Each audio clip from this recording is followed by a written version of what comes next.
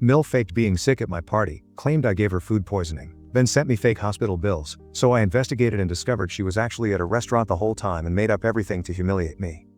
I, 34F, have been married to my husband Mark, 36M, for almost 8 years now. We have 2 children together, Lily, 6F, and Max, 4M. My relationship with my Mill, Deborah, 62F, has always been complicated. From our first meeting, she made it clear that I wasn't good enough for her son, not educated enough despite my master's degree, not from a good family despite my hardworking middle-class parents, and most critically, unable to cook proper meals like she could. Cooking is Deborah's pride and joy.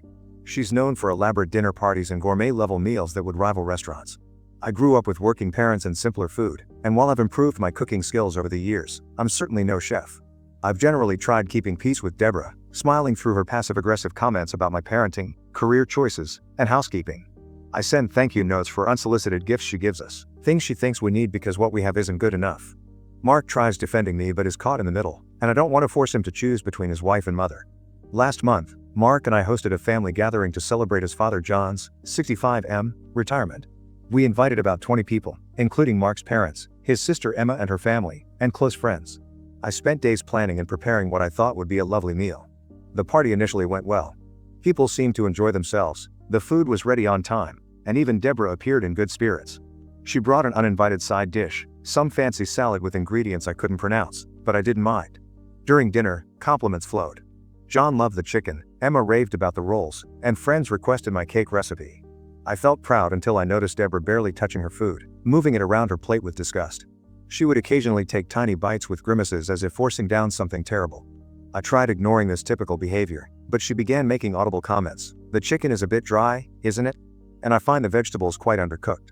Mark gave me sympathetic looks, but I just smiled and continued eating. About an hour after dinner, while everyone enjoyed coffee and dessert, Deborah suddenly clutched her stomach with a dramatic moan. All conversation stopped as she announced she didn't feel well, claiming something wasn't cooked properly. My face burned with embarrassment as all eyes turned to me. Mark rushed to his mother's side. Deborah explained between groans that she felt nauseous with stomach cramps and declared she needed hospital attention. John rose with a sigh to take her to the emergency room. Mark offered to drive them, but Deborah insisted he stay to host. She claimed there was no need to ruin everyone's evening just because she'd been poisoned, giving me a pointed look. As they departed, Deborah turned to the group and remarked that everyone else's stomachs were probably stronger than hers, encouraging them to enjoy the rest of the food, saying the word as if I'd served garbage. The party mood was ruined. People made excuses to leave early, likely worried they'd be the next victims of my supposedly toxic cooking.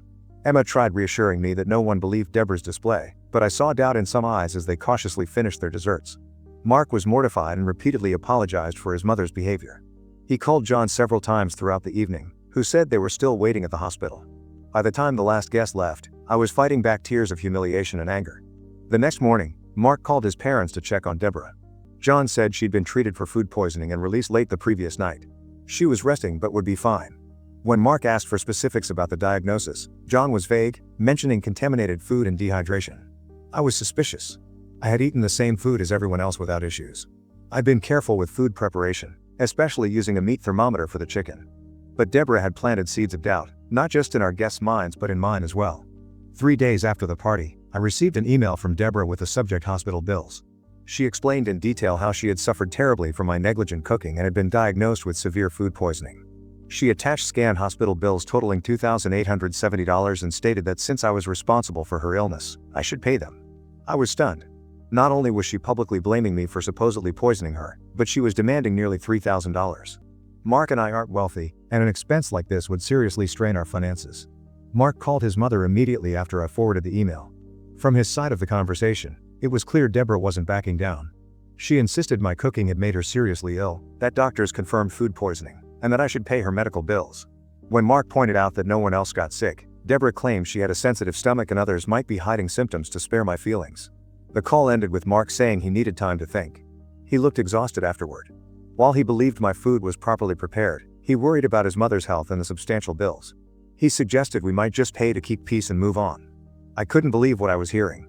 Pay $2,870 for something that wasn't my fault? And admit guilt for something I didn't do? This was about Deborah's ongoing campaign to undermine me, not just money. Paying would validate her lies and establish precedent for future manipulation. That night, after examining the hospital bills Deborah sent, something felt off. The formatting looked strange, some medical codes seemed incorrect, and the hospital logo appeared slightly different from what I remembered. I began investigating. I called the hospital listed on the bills and eventually reached someone in billing who confirmed my suspicions. They had no record of Deborah being admitted or treated on the date in question. In fact, they had no record of her visiting the emergency room at all that month. I needed more evidence before making accusations. I recalled that Deborah favored an upscale restaurant near the hospital. On a hunch, I called and asked if they kept reservation records. After explaining I wanted to surprise my mother-in-law by recreating a meal she'd enjoyed there, the hostess confirmed they had a reservation for John and Deborah at almost exactly the time they'd supposedly rushed to the emergency room. I was shocked. Deborah hadn't been suffering in a hospital. She'd been enjoying a fancy dinner at her favorite restaurant. Then, she had the audacity to create fake medical bills and demand payment. I continued investigating and found that one of their friends had tagged them in a social media photo at the restaurant that night. The image showed them smiling with wine glasses, hardly someone suffering from severe food poisoning. I showed Mark everything: the hospital's confirmation that his mother was never admitted, the restaurant reservation, and the damning social media photo. He was speechless, then furious.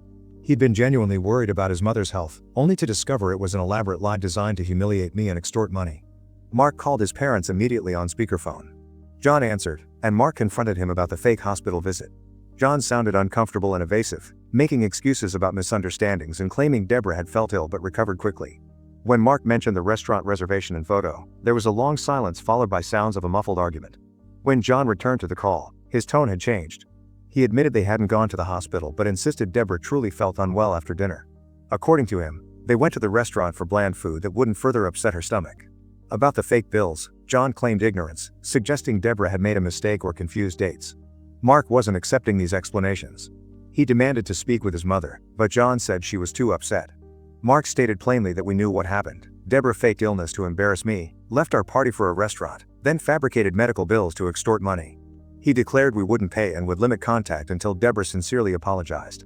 So, I'm curious to hear from others who have dealt with similar family dynamics. Did you confront the manipulation directly or find other ways to cope? Were you able to repair relationships, or did you ultimately need to cut ties for your own well-being? Was I wrong to investigate and gather evidence the way I did? Should we have just paid the fake medical bills to keep the peace? Ida for potentially contributing to my mill's breakdown by refusing to be manipulated anymore? Update 1. First off, I just want to say thank you to everyone who took the time to comment on my last post. I was honestly really nervous about putting such a personal story out there, but the support and advice I received were more than I ever expected. I read every single reply, and it truly meant a lot to feel like people were not only listening but also genuinely trying to help.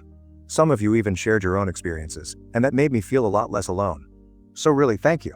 I figured it was time for a little update and also to answer a few questions that came up a lot in the comments and messages. Yes, we are still keeping firm boundaries in place with Deborah.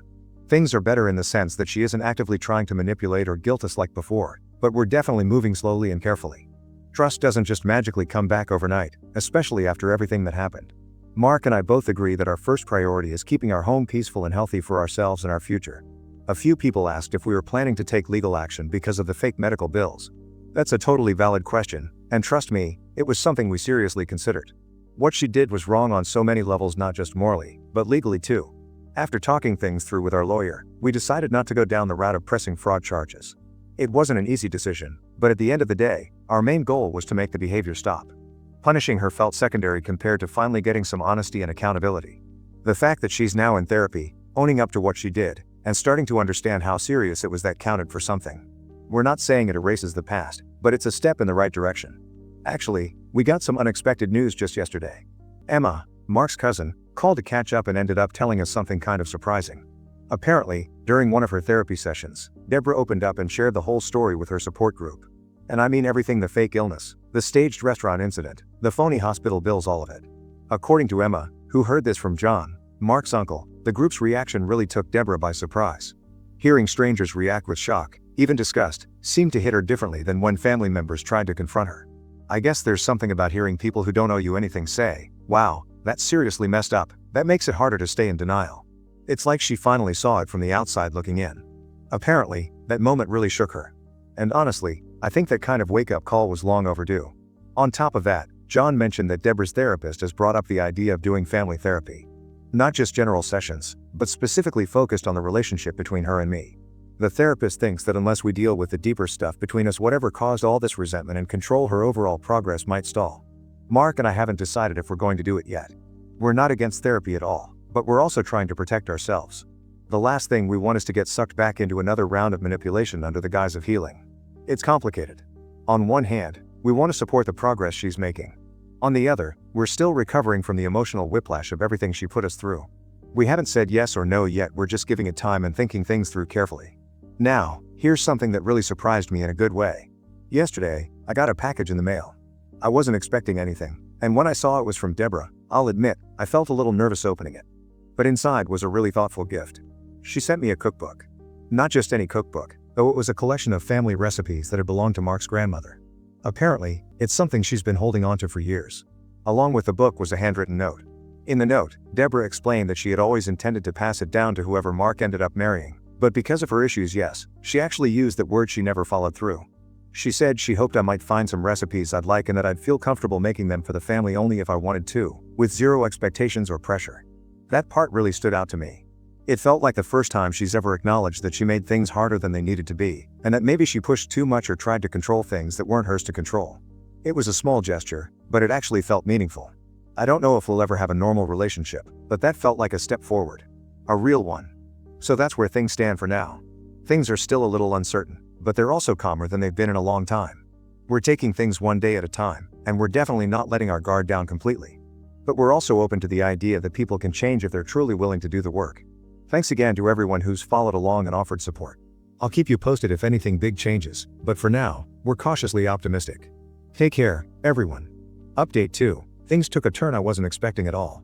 Yesterday started like any other day, until I got a call from Emma that left me completely thrown. She sounded pretty upset and said she needed to tell me something right away.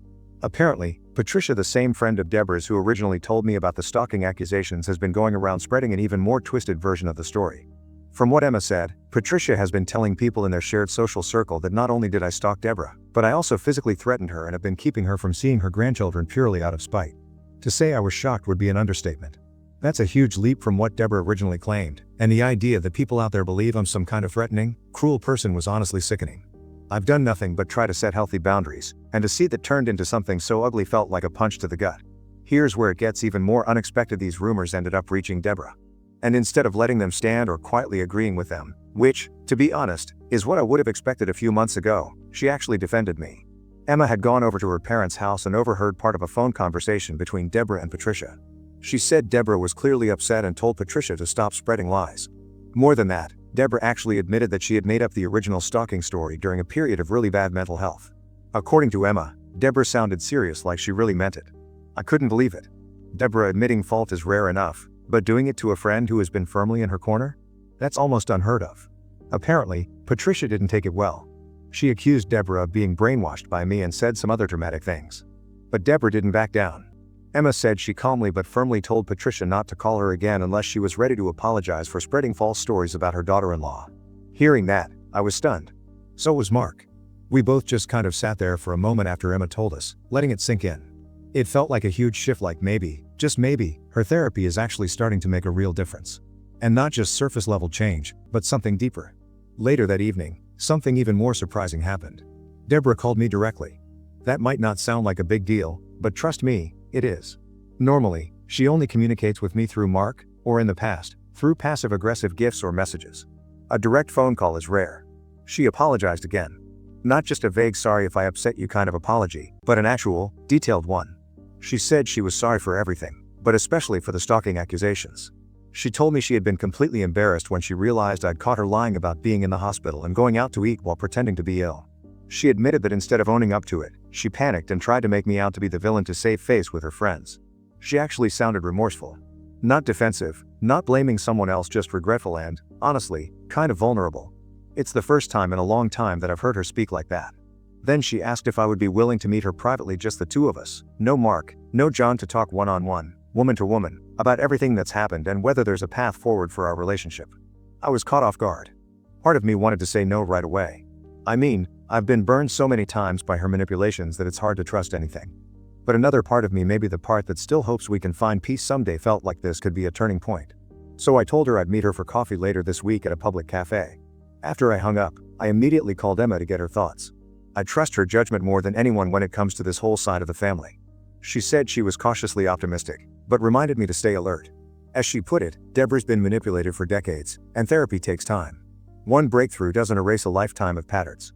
She even offered to come to the cafe and sit a few tables away just to keep an eye on things without Deborah knowing. I was touched by the offer and accepted. It made me feel a little safer about the whole thing. Then today, I got a text message from Patricia. It was short and kind of stiff, more of a PR move than a real apology, but she said she was sorry for any misunderstandings that might have come from things she said about me. It wasn't a full admission or anything close to what I think she owes me, but at least it was something. A tiny step, maybe. So that's where we are right now. I've got this coffee meeting with Deborah coming up, and I'm feeling a weird mix of hope and anxiety. Part of me wants to believe she's genuinely changing and that maybe we can finally move past all the hurt and tension. But another part of me knows how easy it would be to fall back into old patterns and how skilled she is at playing the victim when it suits her. I'll definitely update once the meeting happens. I'm trying to stay open-minded but also grounded. Whatever happens, at least I'll know I gave it a fair shot. Update 3. I met with Deborah at the cafe, just like we planned. Emma came too, though not to join us directly. She sat a few tables away, pretending to work on her laptop. She wanted to be close by, just in case things got uncomfortable or went sideways. I really appreciated her doing that. It gave me a little sense of comfort walking into what I knew could be a very unpredictable conversation. I got there a few minutes early, but to my surprise, Deborah was already there. She looked really nervous, more than I'd ever seen her before. She kept folding and unfolding her napkin, fidgeting with her coffee cup, and looking around like she wasn't sure if she should stay. That in itself was unusual. Deborah has always been the type to walk into a room with a sense of control, or at least try to act like she had it. But this was different. She seemed small somehow, and very human. What happened next honestly floored me. I had gone in expecting maybe another half-hearted apology or even some sort of emotional manipulation. I was mentally prepared for defensiveness, blame shifting, or maybe even passive-aggressive digs disguised as concern. Instead, Deborah completely broke down. I mean, she cried actual tears, not crocodile ones. It wasn't dramatic or performative, either.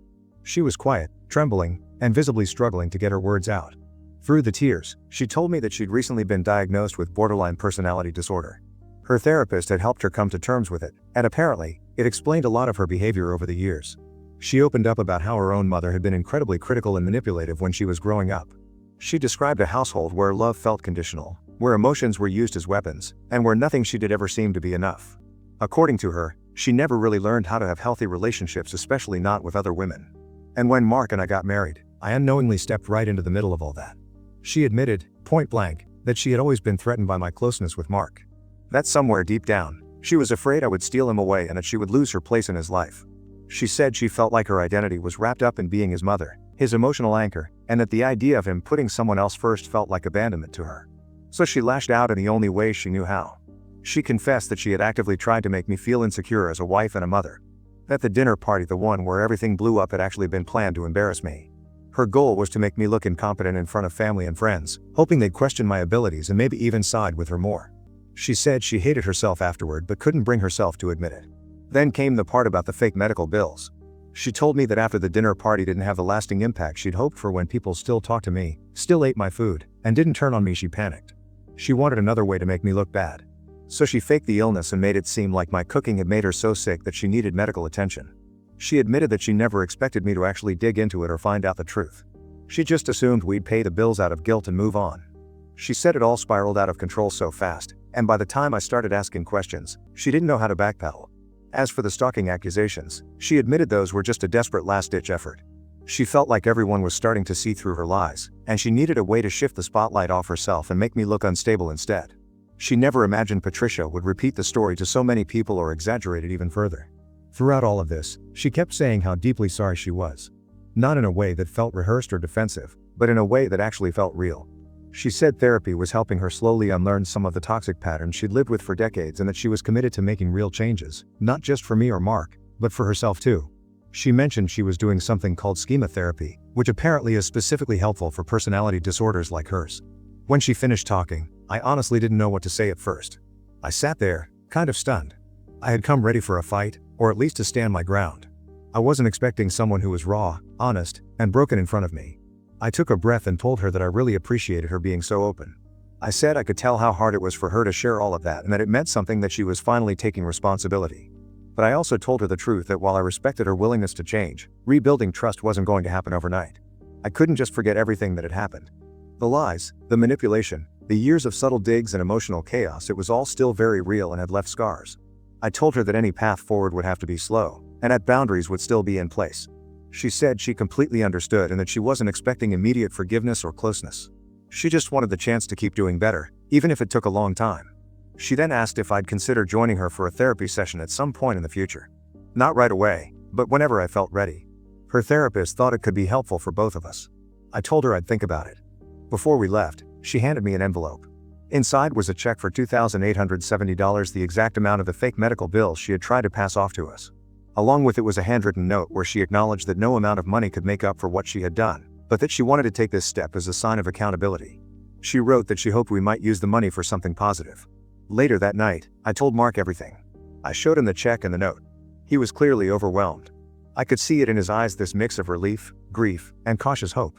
He said it felt like maybe, finally, there was a real chance for healing. After talking about it, we decided to accept the check and use it toward a family vacation we'd been dreaming about but kept putting off. It felt symbolic, taking something that started with so much negativity and turning it into something joyful for our kids. Since then, Deborah has shown continued signs that she's serious about changing. She sent a message to the whole extended family admitting that she had never actually gotten food poisoning from my cooking and apologizing for any confusion her health issues may have caused. She's also been very respectful about visits, always calling ahead, never overstaying, and not saying a single critical thing about my cooking, parenting, or anything else. It's honestly been kind of surreal. John even called us the other day to say thank you. He said that since Deborah started therapy, their marriage has improved more than he ever thought possible. He said it feels like he's finally getting to know the woman he fell in love with before all the mental health issues got in the way. Of course, I know this isn't the end of the story. Personality disorders aren't something you fix in a few weeks or months. It's going to be a lifelong process, and I'm sure there will be setbacks. But for now, we're choosing to focus on the progress. We're taking things one day at a time, keeping our boundaries in place, but also letting a little bit of hope back in. And for those who asked whether I was wrong to dig into Deborah's story or whether I should have just paid the fake bills to keep the peace, honestly, I'm so glad I stood my ground. Sometimes, the most loving thing you can do for someone is hold them accountable. Enabling bad behavior only allows it to continue. Standing firm wasn't easy, but it created the space for real change to begin. Thank you all so much for being part of this journey with me. The support, the advice, the kind words, it all made a huge difference. I've learned so much about boundaries, mental health, and how important it is to protect your peace, even when it's hard. As a final note, Mark and I have decided to accept Deborah's invitation to join her for a therapy session next month. I'm nervous, of course, but I'm hopeful, too. It feels like we're finally on a path towards something healthier and more honest, not just pretending things are fine but actually working to make them better. If anything major happens after that session, I might post another update. But for now, thank you again from the bottom of my heart.